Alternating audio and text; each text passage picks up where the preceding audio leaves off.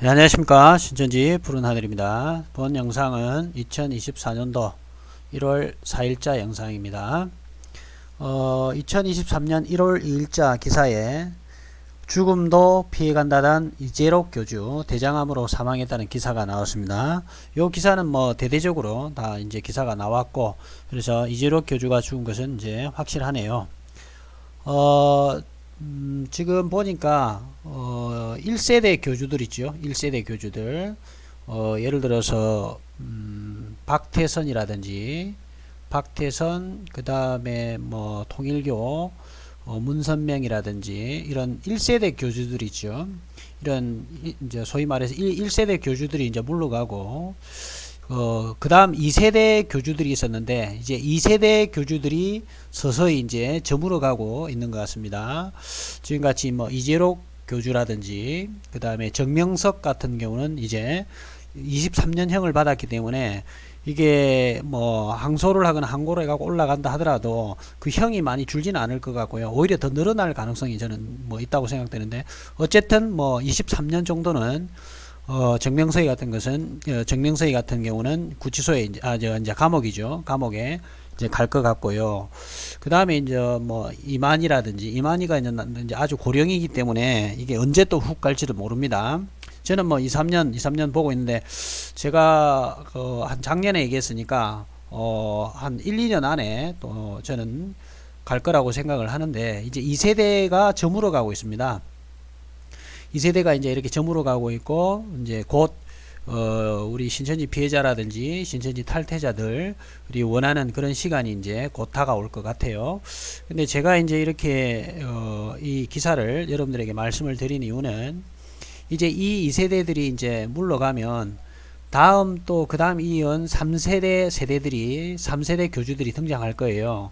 그래서 이 3세대 교주들이 확장하는데 최소화시키기 위해서는 현재 시점에서 3세대들이 교주로 확장되는 것을 막을 수 있는 방법들, 그리고 이 2세대 교주들 이후 이제 후계자들이 되겠죠. 3세대들은 이런 후계자들의 어떤 행적들을 잘 살펴보고 계셨다가 이단 전문가라든지 또 이와 관련돼서 사역을 하시는 분들은 이 3세대들이 생겨나더라도 빨리 소멸될 수 있는 방법을 이제 한국교회가 좀 찾아야 됩니다.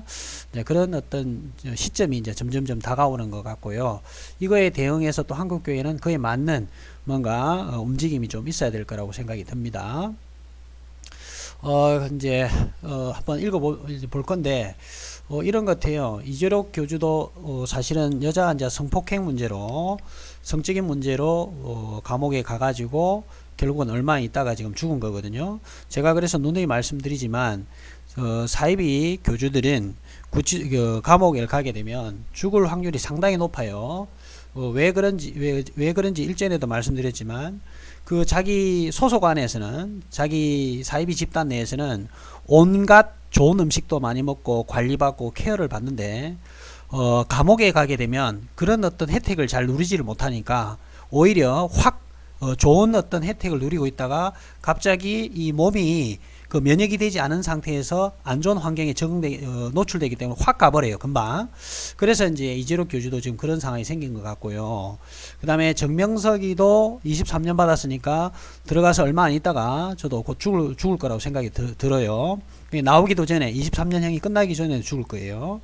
이만희 교주도 지금 고령이기 때문에 92세입니까 현재 92세인가 지금 알기로. 그런데 나이가 상당히 많기 때문에 뭐 한 1, 2년 안에 훅 갈 수도 있고요. 그리고 혹시나 이제 감옥까지 아니더라도 구치소에만 가더라도 이제 뭐 조금 있으면 훅 가버릴 수 있는 그런 상태입니다. 그러니까 곧 이제 이 2세대의 사이비 교주형들이 이제 다 물러나는 그런 시점이 지금 다가오고 있는 것 같습니다. 이거는 어쩔 수 없는 순리입니다.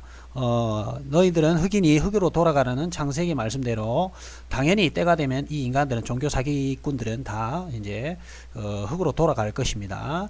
그래서 우리 신천지 피해 가족뿐만 아니라 이단 사역을 하시는 모든 분들은 3세대가 확장되지 않도록, 이 3세대 교주들이 확장되지 않도록 어떻게 할 것인지, 이 부분을 이제 앞으로 한국교회가 또 이단 사회 가시는 분들이 고민을 해야 될 시점인 것 같습니다. 그러한 어떤 맥락에서 기사 나온 것을 간단하게 한번 읽어보도록 하겠습니다. 저기 이제 만민중앙교회 같아요. 지금 보니까 이수진 당회장 직무대행 목자께서 이루신 일들을 바통을 받아 따라갈 것이다. 만민 측 사자 명예훼손 혐의 드러날 시 법적으로 강력 조치하겠다. 그러니까 이재록 교주에 대해서 뭐 안 좋은 얘기를 이제 퍼뜨리지 말라고 일부러 지금 이렇게 선빵을 먼저 날리는 거예요. 만민중앙교회 입장에서는. 자, 여신도들을 상습적으로 성폭행해 2019년 8월 대법원 징역 16년이 확정되어 복역하던 만민중앙교회 이재록 교주가 2023년 12월 31일 80세를 기로 사망했다. 이수진 당회장 직무대행은 이날 저녁 집회 광고 시간에 이 교주의 사망 소식을 전하며 살아가는 당회장님께서 먼저 충격에 가셨다. 주일 오전 11시에 기도처에서 소천하셨다고 전했다. 그러면서 병 보석으로 풀려나 이게 아파서 이제 풀려난 거잖아요.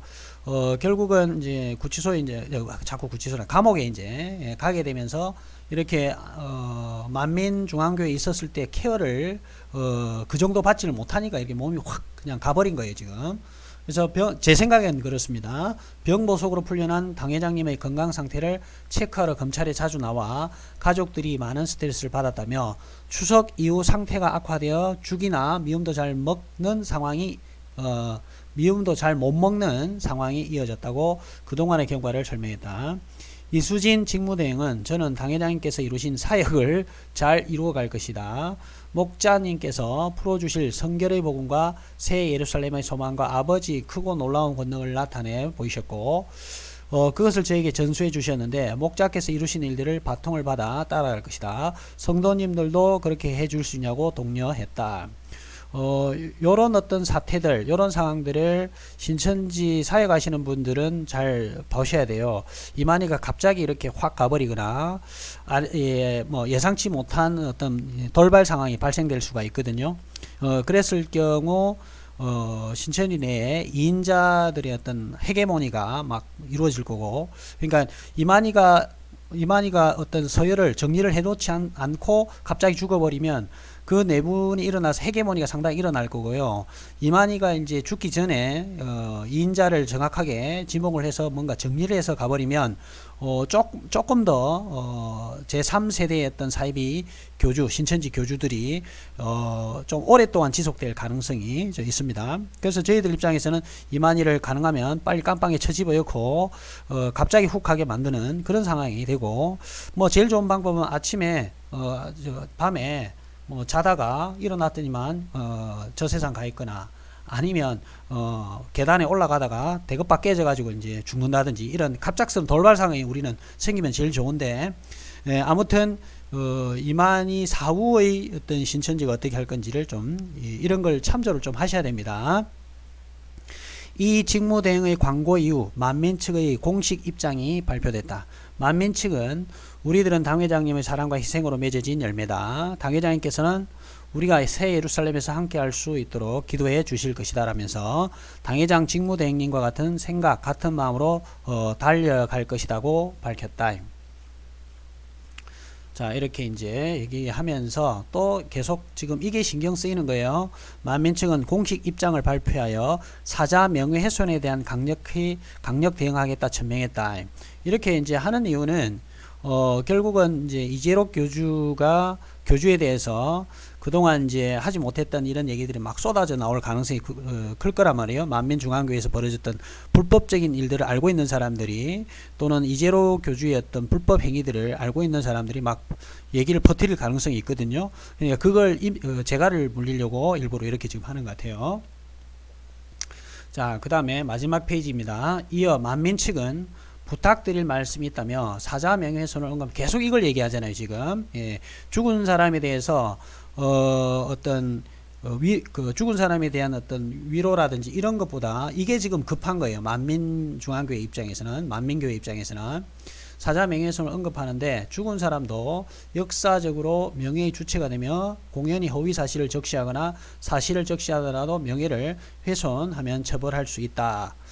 며 사자에 대한 사자 이재록 죽은 사람이죠. 이재록 교주에 대한 명예훼손이 드러날 경우 법에 따라 강력히 대처하겠다고 경고했다. 이제 이런 거예요. 이렇게 이제 교주가 이제 죽고 나면 그게 이제 좋지 않은 소문들이 퍼지고 나면 그 단체에 상당히 데미지를 크게 입을 가능성이 크니까, 그러니까 이제 이인자들 입장에서는, 지금 이제 새 교주로 이제 등극하는 사람들 입장에서는 요 사자 명예훼손 부분에서 아주 강력하게 제재를 할 거라는 이런 시그널을 보내야 돼요. 그래야 이제 자기들 입장에서는 자기들이 데미지를 최소화시킬 수 있는 그런 상황이고, 또 정통성을 이어가기 위해서는 그 이재록 교주가 어떤 불법적 행위라든지 여신도 문제라든지 등등의 어떤 문제들이 계속 불거진다든지 하면 정통성을 이어가는데 상당히 문제가 생길 거라 할 거란 말이에요. 그러니까 그런 걸 재갈을 이렇게 물려가지고 말을 하지 못하도록 이렇게 이제 하려는 그런 수법 같아요.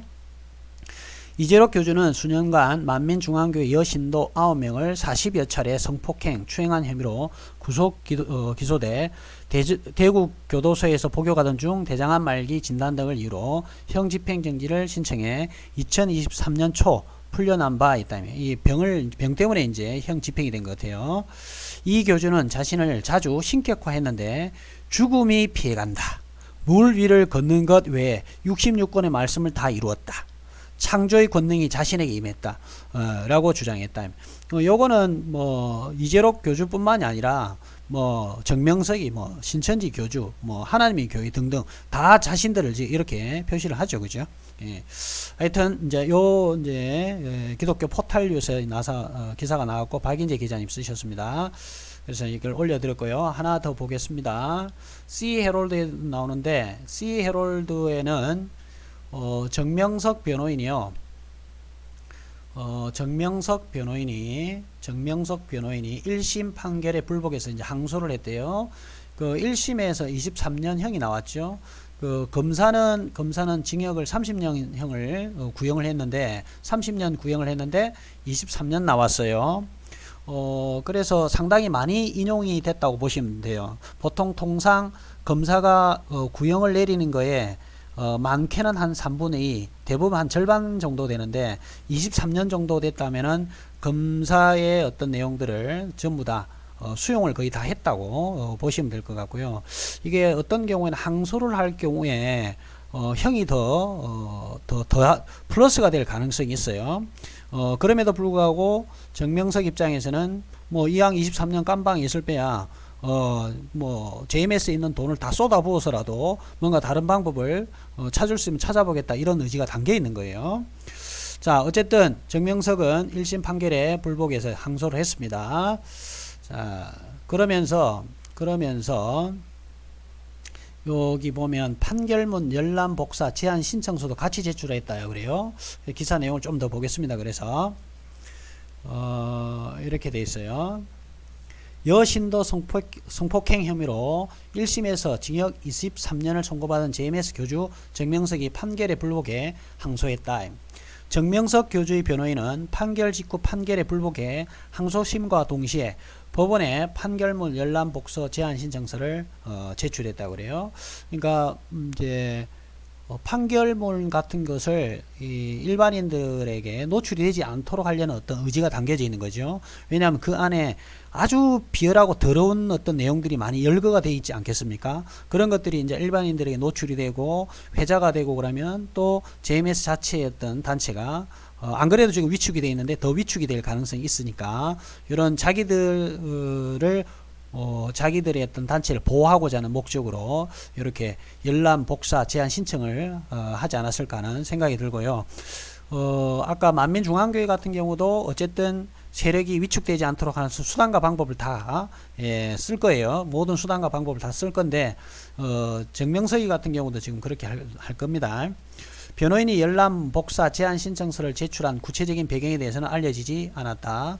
판결문 열람과 복사가 불특정 다수의 열람 복사 신청에 의해 허용될 경우 JMS 피해자들의 정보 공유로 인해 정명석 교주와 JMS의 치부가 드러날 수 있기 때문인 것으로 보인다. 거의 저하고 비슷한 예측을 지금 하고 있는 것 같습니다. 아직까지 JMS 변호인의 열람 복사 제한 신청 제출에 대한 대전지방법원에 대해서 대전지방법원에서는 특별한 조치를 내리고 내리지 않고 있다. C 헤롤드 박인재 기자님이 또 쓰신 것입니다. 이제 제가 이렇게 이제 한번 돌아볼 시점입니다. 2세대 교주들이 이제 서서히 이제 이 땅에서 사라져 가고 있는 그런 시점입니다. 그래서 다음 3세대 사이비 교주들이 또 등장을 할 건데, 그 이후에 어떻게 할 것인지에 대한 이제 고민을 조금씩 한국교회가 해야 될 시점이라고 생각이 들어서 읽어 드렸습니다.